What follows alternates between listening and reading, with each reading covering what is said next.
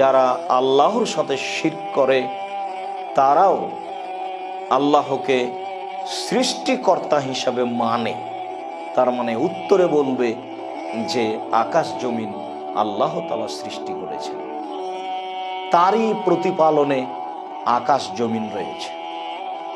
আল্লাহ তাআলা অন্যত্রে বলেন, ওয়ালাইন সাআলতাহুম মান খালাকাহুম লা ইয়াকুলুন্নাল্লাহ, যদি আপনি তাদের জিজ্ঞাসা করুন কে তাদের সৃষ্টি করেছে, তাহলে তারা অবশ্যই বলবে আল্লাহ তাদেরকে সৃষ্টি করেছেন।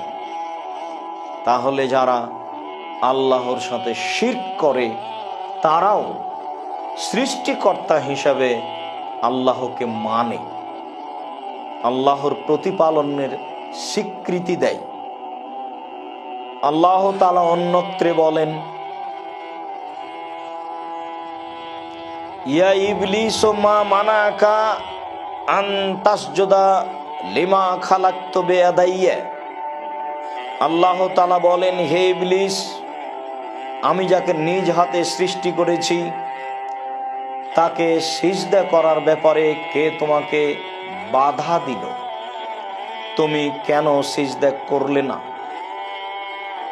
সম্মানিত দর্শক মণ্ডলী, ইবলিস আল্লাহ তাআলা এই কথা বললেন, তুমি কেন সিজদা করলে না, এই কথাটাকে ইবলিস অস্বীকার করেনি।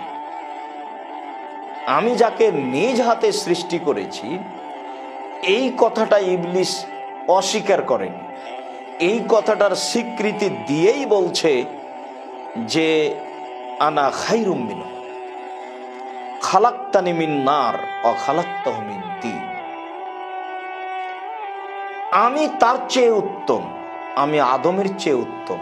আপনি আমাকে আগুন দিয়ে সৃষ্টি করেছেন আর আপনি তাকে মাটি দিয়ে সৃষ্টি করেছেন। সম্মানিত দর্শক মণ্ডলী, ইবলিসও আল্লাহকে সৃষ্টিকর্তা হিসেবে মেনে নিল, তবে ইবাদত করবে না, প্রতিপালনেও আল্লাহকে এক অদ্বিতীয় হিসাবে মানে। আমরা আপনাদেরকে আরো বলতে পারি, যারা আল্লাহকে সৃষ্টিকর্তা হিসাবে প্রতিপালক হিসাবে মানে কিন্তু তাদের অহংকারের কারণে মুখে স্বীকৃতি দেয় না। দেখুন আল্লাহ তাআলা বলেন, কালা লাকাদ আলিমতা মা আনজালা হাউলাই, কালা লাকাদ আলিমতা মা আনজালা হাউলাই ইল্লা রাব্বুস সামাওয়াতি ওয়াল আরদ বাসাইরা ওয়া ইন্নী লাআযুন্নুকা ইয়া ফিরআউন মাসবুরা। মূসা আলাইহিস সালাম ফিরআউনকে বললেন, ফিরআউন তুমি খোলাখুলিভাবে জানো এইসব নিদর্শন একমাত্র আকাশ জমিনের প্রতিপালক অবতীর্ণ করেছেন, আর নিশ্চয় আমি তোমাকে ধ্বংসপ্রাপ্তদের একজন মনে করি।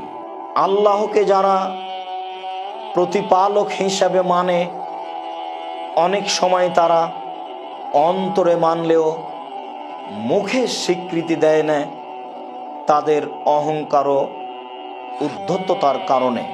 এই বিষয়ে আল্লাহ তাআলা বলেন, ওয়া জাহাদু বিহা ওয়াস্তায়কানাথা আনফুসুহুম